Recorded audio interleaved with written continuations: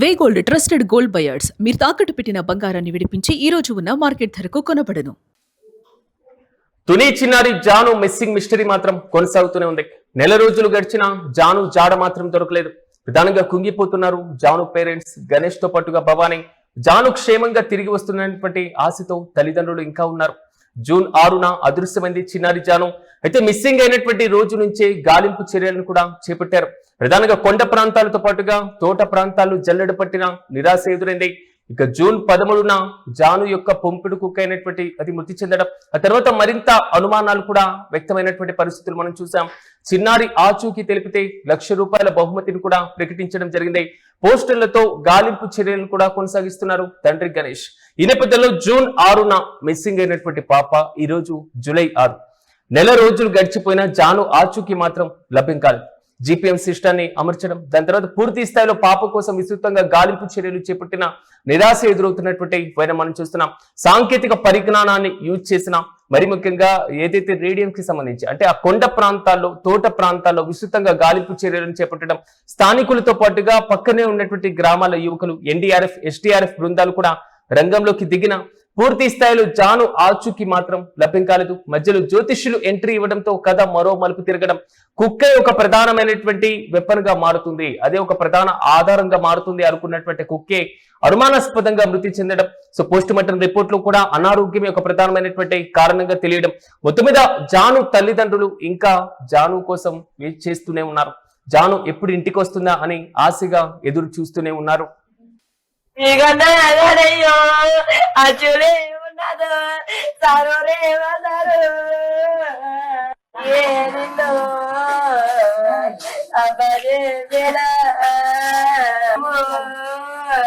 పెద్ద పెద్దలకు వచ్చేది రమ్ము నీకోసం గనమ్ము కబడ్డీ రమ్ము కలి గుండిగో కబడ్డీ రయమ్ము నీ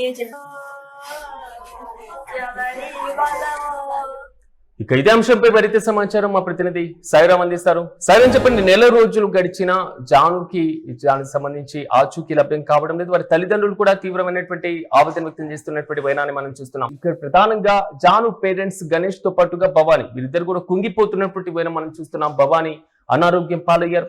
గణేష్ ఇప్పటికే పూర్తి స్థాయిలో పోస్టర్లను కూడా ఏర్పాటు చేసినటువంటి వైనం. సో జాను ఆచూకీ లభ్యమైతే ₹1,00,000 బహుమానం ఇస్తామంటూ కూడా ఇప్పటికే ప్రభుత్వం కూడా ప్రకటించినటువంటి పరిస్థితి.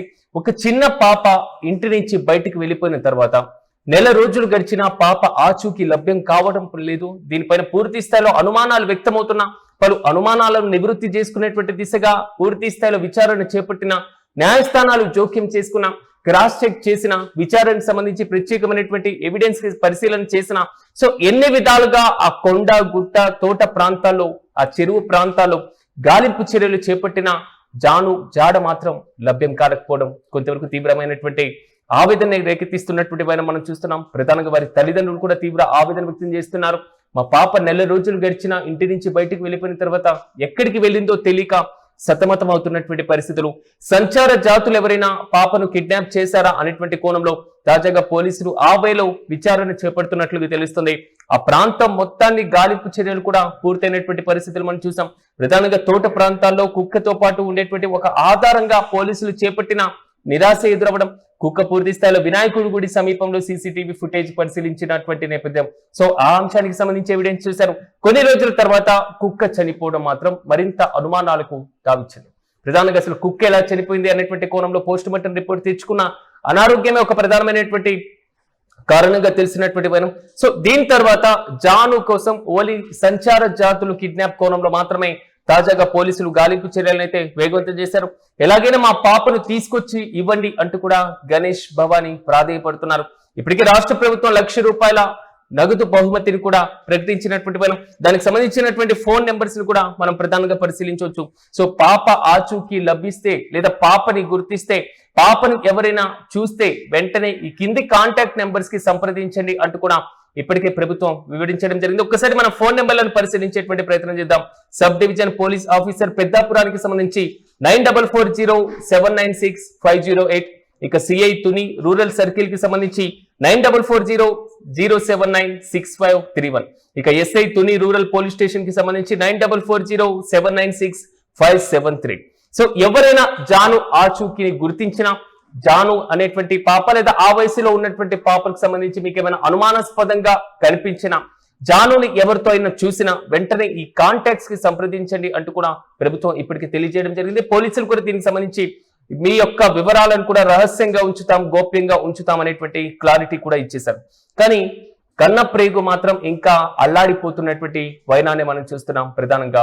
సో పాప ఆచూకీ లభించకపోవడం, పాప ఎక్కడికి వెళ్ళిందో తెలియకపోవడం, జ్యోతిష్యులు రంగప్రవేశం చేసి భూదేవిలో కలిసిపోయినటువంటి పాపను తీసుకొస్తామనేటువంటి చేసినటువంటి కామెంట్స్, తూర్పు దిశగా పాపను తీసుకొని వెళ్లారు అనేటువంటి కోణంలో జ్యోతిష్యులు చెప్పినటువంటి వైనం, మరోవైపు పాప కనిపించకపోవడం, ఎంత గాలించినా ఎంత భారీ భారీ బృందాలు అక్కడికి చేరుకున్నా పాప దొరక్కపోవడం మాత్రం ఆ తల్లిదండ్రుల్ని తీవ్రంగా వేధిస్తున్నటువంటి సమస్య. ఇంకా జాను ఆచూకీ కోసం గణేష్ భవానీ వెయిట్ చేస్తూనే ఉన్నారు.